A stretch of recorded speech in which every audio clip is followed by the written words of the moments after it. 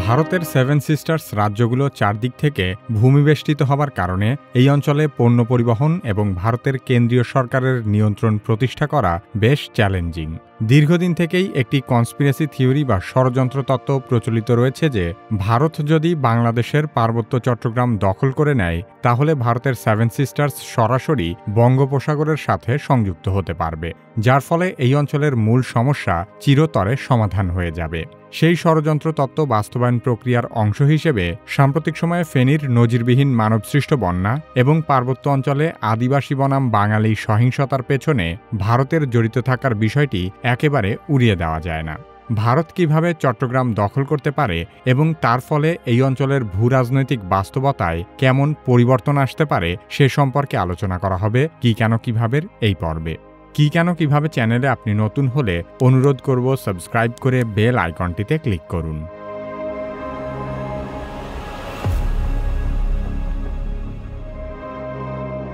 শুরুতেই বলে রাখা ভালো, আজকের আলোচনার বিষয়বস্তু একাধিক কনস্পিরেসি থিওরি বা ষড়যন্ত্র তত্ত্ব থেকে নেওয়া হয়েছে। কোনো শক্তিশালী বা অশুভ গোষ্ঠীর গোপন ষড়যন্ত্রকে কনস্পিরেসি থিওরি বলা হয়। ষড়যন্ত্র তত্ত্বের বিষয়বস্তু কোনো প্রতিষ্ঠিত সত্য নয়, তবে এর সম্ভাবনাও একেবারে উড়িয়ে দেওয়া যায় না। বাংলাদেশের কারণে ভারতের 7টি রাজ্য দেশটির মানচিত্র থেকে অনেকটাই বিচ্ছিন্ন হয়ে আছে। সেভেন সিস্টার্স নামে পরিচিত এই রাজ্যগুলোতে স্থলপথে যাতায়াতের একমাত্র মাধ্যম হল শিলিগুড়ি করিডর। শিলিগুড়ি করিডরের সবচেয়ে সংকীর্ণ অংশটি চিকেন স্নেক হিসেবে পরিচিত। চিকেন স্নেক যদি অবরোধ করা যায় তাহলেই ভারতের সেভেন সিস্টার্স রাজ্যগুলো ভারত থেকে বিচ্ছিন্ন হয়ে পড়বে, কারণ এই বিস্তৃত অঞ্চলের প্রয়োজনীয় সকল রসদ পরিবহন করা হয় সংকীর্ণ এই একটি এলাকা দিয়ে। শুধু ভৌগোলিকভাবে সংকীর্ণ হবার কারণেই চিকেন স্নেক স্পর্শকাতর নয়, বরং এই এলাকার খুব কাছেই বাংলাদেশ, নেপাল, ভুটান এবং চীনের সীমান্ত রয়েছে। এই অঞ্চলে চীনের আগ্রাসন ঠেকানোর জন্য ভারত ইতোমধ্যেই বেশ কিছু সুদূরপ্রসারী সামরিক পরিকল্পনা বাস্তবায়ন করেছে। স্পর্শকাতর এই এলাকায় ব্যাপক সামরিক প্রস্তুতি থাকার কারণে ভারত তাদের চিকেন নেকে বাংলাদেশের আগ্রাসন নিয়ে মোটেও চিন্তিত নয়, বরং ভারতের দৃষ্টি রয়েছে বাংলাদেশের চিকেন নেকের দিকে। বাংলাদেশেও ভারতের চিকেন নেকের মতো ভৌগোলিকভাবে সংকীর্ণ একটি এলাকা রয়েছে। বাংলাদেশের কৌশলগত এই চিকেন নেকটি হল ফেনী। শিলিগুড়ি করিডরে ভারতের চিকেন নেকের সবচেয়ে সরু অংশের দৈর্ঘ্য 17 কিলোমিটার। অন্যদিকে ফেনীতে বাংলাদেশের সর্বোচ্চ সরু অংশের দৈর্ঘ্য মাত্র 25 কিলোমিটার। তার মানে ফেনী জেলার এই 25 কিলোমিটার অংশ অবরোধ করতে পারলেই সমগ্র পার্বত্য চট্টগ্রামকে বাংলাদেশ থেকে বিচ্ছিন্ন করা সম্ভব। ভারত মূলত দুইভাবে চট্টগ্রাম অঞ্চল দখল করতে পারে। এক হলো সরাসরি সামরিক আগ্রাসন চালিয়ে বাংলাদেশের ভূখণ্ড দখল করা, এবং দ্বিতীয় উপায় হল প্রথমে পার্বত্য চট্টগ্রাম অঞ্চলের পাহাড়ি বিচ্ছিন্নতাবাদী গোষ্ঠীগুলোকে স্বাধীনতা অর্জনের জন্য সর্বাত্মক সহায়তা করা, তারপরে পাতানো গণভোটের মাধ্যমে এই এলাকাকে ভারতের কেন্দ্রশাসিত অঞ্চল অথবা একটি রাজ্য হিসেবে অন্তর্ভুক্ত করা। ভারতীয় সেনাবাহিনী যদি এই 25 কিলোমিটার এলাকা দখল করে নেয় তাহলে সেভেন সিস্টার্সের দুটি রাজ্য ত্রিপুরা এবং মিজোরাম সরাসরি বঙ্গোপসাগরের সাথে যুক্ত হতে পারবে। এর ফলে উত্তর পূর্বাঞ্চলীয় রাজ্যসমূহে নিয়ন্ত্রণ বজায় রাখার জন্য ভারতের চিকেন নেকের উপর চাপ অনেকটাই কমে যাবে। তখন ভারতের মূল ভূখণ্ড থেকে সরাসরি সমুদ্রপথে এই অঞ্চলে যোগাযোগ নির্বিঘ্ন হবে। সামরিক শক্তি প্রয়োগ করে চট্টগ্রাম দখল করাটা হবে বাংলাদেশের সার্বভৌমত্বের লঙ্ঘন, যা আন্তর্জাতিক সকল আইন দ্বারা নিষিদ্ধ। রাশিয়া 2014 সালে ক্রিমিয়া এবং 2022 সালে ইউক্রেন দখল করার পর যে ধরনের নিষেধাজ্ঞার সম্মুখীন হয়েছিল, ভারতও চট্টগ্রাম দখল করলে একই ধরনের নিষেধাজ্ঞার কবলে পড়তে পারে। বাংলাদেশ সেনাবাহিনী এই আগ্রাসনের প্রতিশোধ হিসেবে শিলিগুড়ি করিডোরের চিকেন নেক দখল করতে না পারলেও এই অঞ্চলে ভয়াবহ অস্থিতিশীলতা তৈরি করার সক্ষমতা রাখে।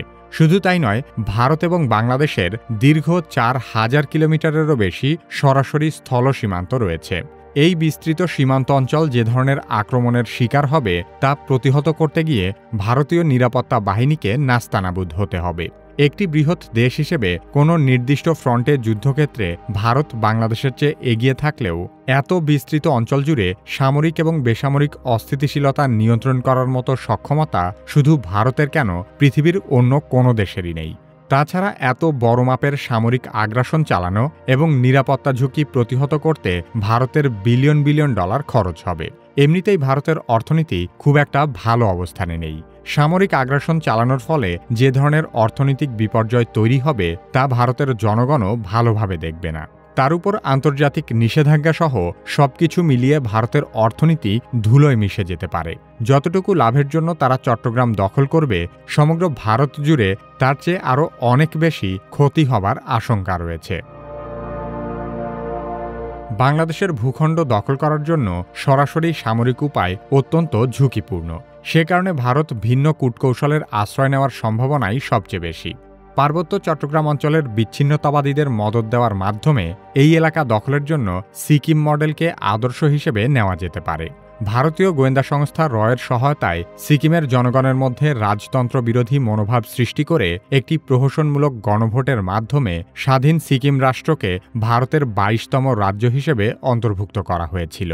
চট্টগ্রাম দখলের ক্ষেত্রেও তারা প্রথমে পার্বত্য অঞ্চলের বিদ্রোহীদের অস্ত্রসহ সকল ধরনের সহায়তা দিয়ে বাংলাদেশ থেকে স্বাধীন হতে সহায়তা করতে পারে। বাংলাদেশ থেকে স্বাধীন হওয়াও এসব বিদ্রোহী গোষ্ঠীগুলোর জন্য সহজ নয়। তবে সাম্প্রতিক সময়ে আমরা দেখেছি যে ত্রিপুরা থেকে জলাধারের পানি ছেড়ে দিয়ে এই অঞ্চলে ভয়াবহ বন্যা সৃষ্টি করা হয়েছে, যার ফলে পুরো চট্টগ্রাম বিভাগ সারা দেশ থেকে আলাদা হয়ে গিয়েছিল। একই সাথে যদি আবারও কোনো মানবসৃষ্ট বন্যা তৈরি করা হয় এবং পার্বত্য অঞ্চলে পাহাড়ি বাঙালি সাম্প্রদায়িক দাঙ্গা ছড়িয়ে দেওয়া যায়, তাহলে বাংলাদেশ সরকারের সেই সংকট মোকাবেলায় ব্যস্ত থাকার সুযোগে উপজাতি বিচ্ছিন্নতাবাদী দলগুলো তাদের কার্যসিদ্ধির মোক্ষম পরিবেশ পাবে। সাম্প্রতিক সময়ের নজিরবিহীন বন্যা এবং পাহাড়ের সাম্প্রদায়িক উস্কানি ভারতীয় কোনো ষড়যন্ত্রের মহড়া হিসেবেও সন্দেহ করার যথেষ্ট অবকাশ রয়েছে। অভিযোগ আছে ১৯৯৭ সালে শেখ হাসিনা সরকার পার্বত্য শান্তি চুক্তি স্বাক্ষর করেছিল সরাসরি ভারতের প্রেসক্রিপশনে। সেই চুক্তির শর্তগুলো ভারত এমনভাবে নির্ধারণ করে দিয়েছিল যে সরকার চাইলেই সেই চুক্তি সম্পূর্ণ বাস্তবায়ন করতে পারবে না। এমনকি বাস্তবায়ন করলেও এই অঞ্চলে শান্তি আসবে না, যা দীর্ঘমেয়াদে ভারতকেই সুবিধা দিবে। পার্বত্য অঞ্চলের স্বাধীনতাকামী দলগুলোর মধ্যে আগে থেকেই তীব্র অন্তকোন্দল রয়েছে। তাই তারা বাংলাদেশ থেকে স্বাধীন হলেও এই অঞ্চলে শান্তি প্রতিষ্ঠিত হবে না। এমন পরিস্থিতিতে ভারত ত্রাতার ভূমিকায় আবির্ভূত হওয়ার নাটক করে বলতে পারে, চট্টগ্রাম যেহেতু একটি ক্ষুদ্র অঞ্চল, তাই রাষ্ট্র হিসেবে পরিচালিত হওয়ার জন্য তাদের পূর্ণ সক্ষমতা নেই। সেক্ষেত্রে তাদের পররাষ্ট্রনীতি এবং সামরিক দিকটা ভারত দেখভাল করবে। এভাবে কিছুদিন চলার পর এই অঞ্চলে একটি গণভোট আয়োজন করা হতে পারে, যার মূল প্রসঙ্গ থাকবে এই অঞ্চলের বাসিন্দারা ভারতের সাথে যুক্ত হতে চায় কিনা। সিকিমের মতো পাহাড়ি উপজাতি নেতাদের হাত করে গণভোটের ফলাফল কারসাজি করে প্রমাণ করার চেষ্টা করা হবে যে এই অঞ্চলের মানুষ ভারতের সাথে যুক্ত হতে চায়। এই দ্বিতীয় পদ্ধতিতে চট্টগ্রাম অঞ্চল দখল করলে বিপুল সামরিক শক্তিও খরচ করতে হবে না, সেই সাথে ভারতকে কোনো ধরনের আন্তর্জাতিক নিষেধাজ্ঞারও সম্মুখীন হতে হবে না। ভারত যে পদ্ধতিতেই চট্টগ্রাম দখল করুক না কেন, পরবর্তীতে এর জন্য ভারতকে অনেক চড়া মূল্য দিতে হবে। ভারত যদি বাংলাদেশে এ ধরনের দখলদারি চালায়, সেক্ষেত্রে চীন মিয়ানমারের মধ্য দিয়ে ভারতের 7 সিস্টার্সে বিচ্ছিন্নতাবাদীদের মদদ দিয়ে ভয়াবহ অস্থিরতা তৈরি করে দিতে পারে। বলা হয়ে থাকে ভারত বর্তমানে আড়াই দিকে যুদ্ধে জড়িয়ে আছে। তার মানে একটি যুদ্ধক্ষেত্র হল পাকিস্তান সীমান্ত, আরেকটি যুদ্ধক্ষেত্র চীন সীমান্ত এবং বাকি অর্ধেক যুদ্ধক্ষেত্র হল ভারতের বিদ্রোহীদের দমন করা। এই তিনটি ক্ষেত্র মোকাবেলা করতেই ভারতের নিরাপত্তা পরিস্থিতি অত্যন্ত নাজুক অবস্থায় রয়েছে। সেখানে বাংলাদেশের মতো নতুন আরেকটি ফ্রন্টে যুদ্ধ চালু হলে ভারতের নিজেরই টিকে থাকা মুশকিল হয়ে যাবে। বিগত আওয়ামী লীগ সরকারের আমলে অতীতের যে কোনো সময়ের তুলনায় ভারতের সাথে বাংলাদেশের সর্বোচ্চ সুসম্পর্ক তৈরি হয়েছিল, কিন্তু এই সুসম্পর্কে বাংলাদেশের উল্লেখযোগ্য কোনো লাভই হয়নি। দ্বিপাক্ষিক আলোচনায় দুই দেশের দেওয়া নেওয়ার যে বিষয় থাকে, সেখানে ভারত তাদের প্রত্যাশার সবই পেয়ে গেছে। বাংলাদেশের কাছে ভারতের চাহিদার প্রধান বিষয় ছিল একাধিক ট্রানজিট সুবিধা আদায় করা, যার মাধ্যমে তারা ভারতের মূল ভূখণ্ড থেকে বিচ্ছিন্ন থাকা 7 সিস্টার্স রাজ্যগুলোতে সহজে যাতায়াত এবং পণ্য পরিবহন করতে পারে। আওয়ামী লীগ সরকার ভারতকে রেল ট্রানজিট, নৌ ট্রানজিট, সড়ক ট্রানজিট, বাস ট্রানজিট এবং বিদ্যুৎ ট্রানজিট সহ সকল ধরনের ট্রানজিট সুবিধা দিয়ে দিয়েছে। সেই সাথে ভারতের ব্যবসায়ীরা বাংলাদেশের ব্যবসায়ীদের তুলনায় কম খরচে বাংলাদেশের সমুদ্রবন্দরগুলো ব্যবহার করারও সুযোগ পেয়েছে। বাংলাদেশে যদি আওয়ামী লীগের মতো ভারতের কোনো পুতুল সরকার থাকে তাহলে সামরিক শক্তি ব্যয় করে বহির্বিশ্বে ভাবমূর্তি ক্ষুণ্ণ করে চট্টগ্রাম দখল করার কোনো প্রশ্নই আসে না। ভবিষ্যতেও যদি বিএনপি, জামাত বা অন্য কোনো রাজনৈতিক দল ক্ষমতায় এসে বাংলাদেশের বন্দর ব্যবহার এবং ট্রানজিট সুবিধার বিষয়ে ভারতের সাথে আপোষ করে তাহলেও চট্টগ্রাম দখল করার কোনো প্রয়োজন পড়বে না।